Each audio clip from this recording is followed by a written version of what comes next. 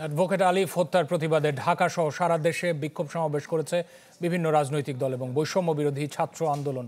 সমাবেশে বক্তারা অভিযোগ করেছেন, দেশের মানুষের মধ্যে সম্প্রীতি নষ্টের চেষ্টা চলছে। আলিফ হত্যার বিচার এবং ইসকন নিষিদ্ধের দাবি জানান তারা। জুলাই বিপ্লবের পরে আবারও কাঁধে কাঁধ মিলিয়ে রাজপথে ছাত্র জনতা। চট্টগ্রামের প্রকাশ্য দিবালোকে আইনজীবী হত্যার ঘটনায় ফুঁসে উঠেছেন তারা। বুধবার বিকেলে কেন্দ্রীয় শহীদ মিনারে শোকসভা ও সম্প্রীতি সমাবেশ করেন বৈষম্য বিরোধী ছাত্র আন্দোলনের শিক্ষার্থীরা। এতে বিভিন্ন কলেজ বিশ্ববিদ্যালয়ের শিক্ষার্থী ছাড়াও অংশ নেন সাধারণ মানুষ। বক্তারা বলেন, সম্প্রীতি নষ্ট করার চেষ্টা করছে নানা মহল, এদের প্রতিহত করার আহ্বান জানান তারা।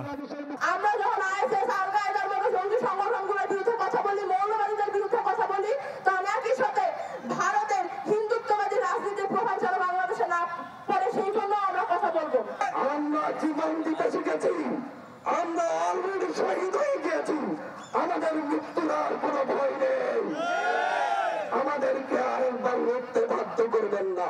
তুমি কে, আমি কে? রাজধানীতে জুলাই গণহত্যার বিচারের দাবিতে বিক্ষোভ মিছিল ও সমাবেশ করেছে বাংলাদেশ ইসলামী ছাত্র শিবির। মতিঝিল থেকে শুরু হওয়া মিছিলটি শেষ হয় বাইতুল মোকাররম মসজিদের উত্তর গেটে। সেখানে সংক্ষিপ্ত সমাবেশে নেতারা বলেন, আইনজীবী আলিফের হত্যাকাণ্ড প্রমাণ করে ফ্যাসিবাদ আবারও মাথাচাড়া দিতে চায়। খুবই দুঃখজনক বাংলাদেশের জন্য, এই ফ্যাসিবাদের এত পতনের পর এই হত্যাকাণ্ড প্রমাণ করে ফ্যাসিবাদ আবার মাথাচাড়া দিয়ে ওঠার চেষ্টা করছে। দেশে সাম্প্রদায়িক দাঙ্গা সৃষ্টির জন্য আইনজীবী আলিফকে হত্যা করা হয়েছে বলে অভিযোগ করেছেন গণতন্ত্র মঞ্চের নেতারা। পরিষ্কারভাবে তারা উস্কানি দেওয়ার চেষ্টা করছেন যে যাতে একটা সাধারণভাবে এখানে মুসলমানদের মধ্যে একটা উত্তেজনা সৃষ্টি হয় এবং তারা হিন্দু সম্প্রদায়ের উপরে হামলা করে।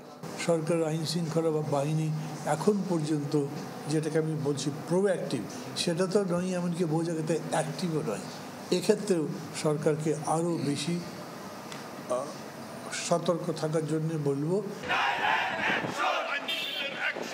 এই হত্যাকাণ্ডের বিচার দাবিতে রাজশাহী, কুমিল্লা, নাটোর, ঝালকাঠি, মাগুরা সহ বিভিন্ন স্থানে বিক্ষোভ সমাবেশ ও মানববন্ধন কর্মসূচি পালিত হয়েছে। সজল সাইক, চ্যানেল 24, ঢাকা।